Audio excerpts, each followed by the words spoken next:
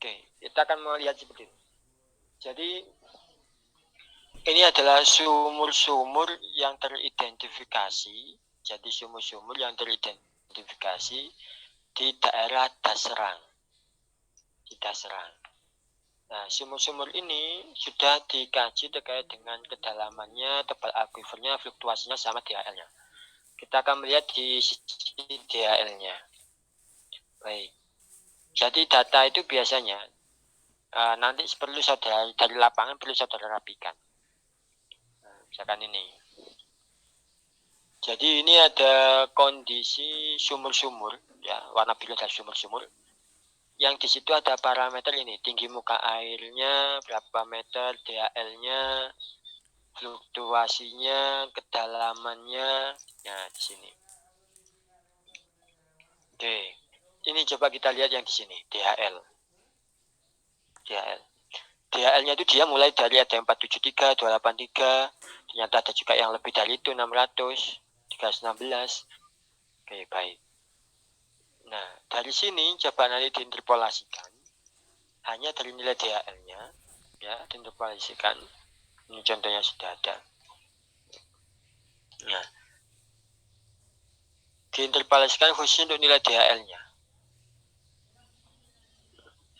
Jadi ada nilai, kalau ini berdasarkan pada keterangan dia termasuk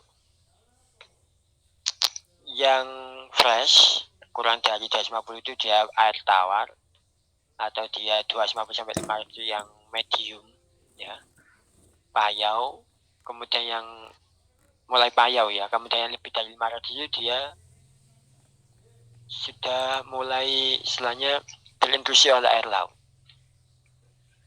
Oke, ternyata ada wilayah-wilayah, kalau melihat dari nilai DHL-nya ini, dia wilayah-wilayah yang sudah airnya sudah mulai terintrusi oleh air laut. Sehingga wilayah-wilayah ini, jika airnya kita gunakan untuk irigasi, maka kurang sesuai. Lebih dari 500. Tapi skalanya berapa saya lupa.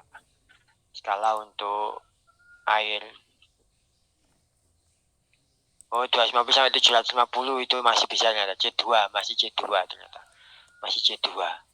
Biasanya ini saudara pembagiannya pada itu ukuran dari 250, kemudian 250 sampai 750. Nah, itu aja C1, C2. Berarti ini masih masuk rangkaian C1, C2. Nah, karena lebih dari 500. Coba kita lihat berapa lebih dari 500-nya apakah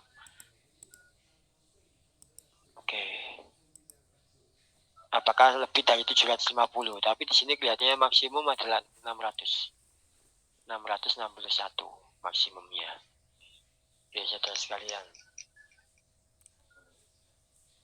Saya coba masukkan sumur Daserang, ya, coba. Oke, saya stop share. Saya coba beri di sister. Bentar.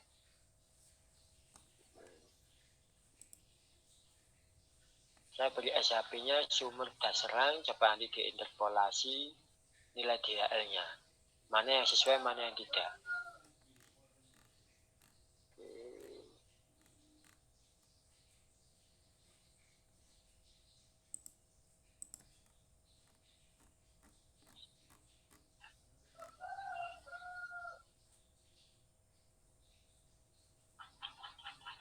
Monggo jika ada yang ditanyakan.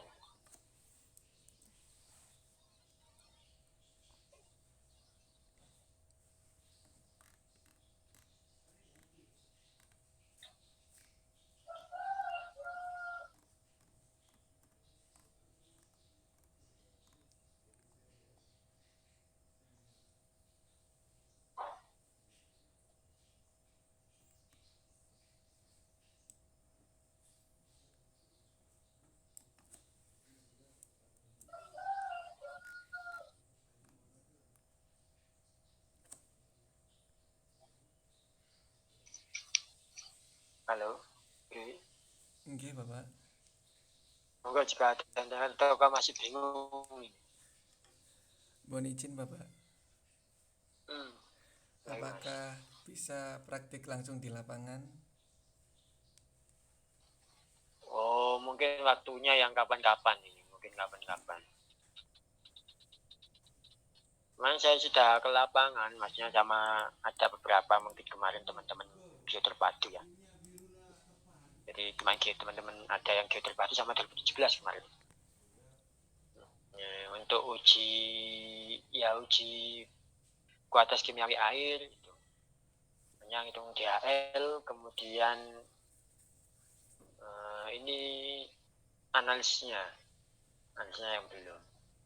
Mungkin lain waktu insya Allah jika pas kita sudah ada di kampus mungkin bisa kita uji coba di kampus insya Allah. Nggih Bapak.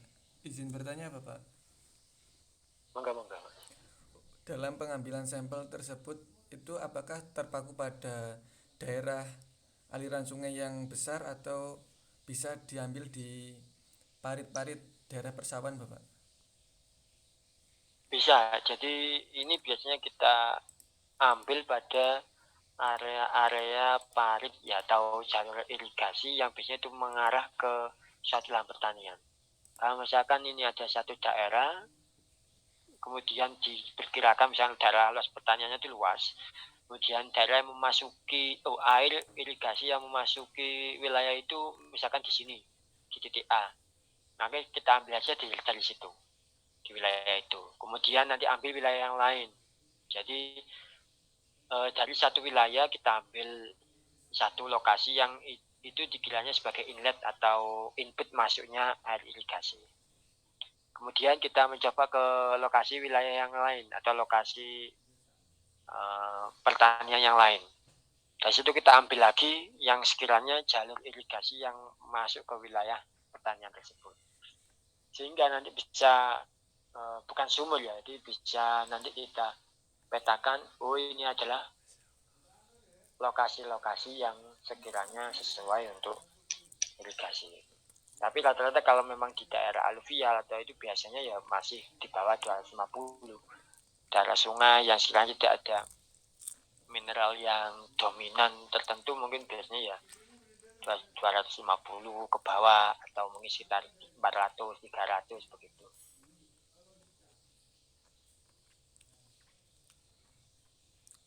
Ya, jadi ngambilnya dari parit-parit irigasi yang masuk ke dalam. Gitu Mas Umam. Alhamdulillah, terima kasih Bapak. Ya, jadi bukan ya, kecuali kalau memang sumurnya yang dipakai, jadi kan ada yang sumur-sumur yang dipakai untuk irigasi. Biasanya ini di daerah yang pesisir selatan dia sistem ininya pasir. Jadi kalau di huluan itu ada yang bentuk tanahnya dia pasir, kemudian mengambil airnya dari sumur.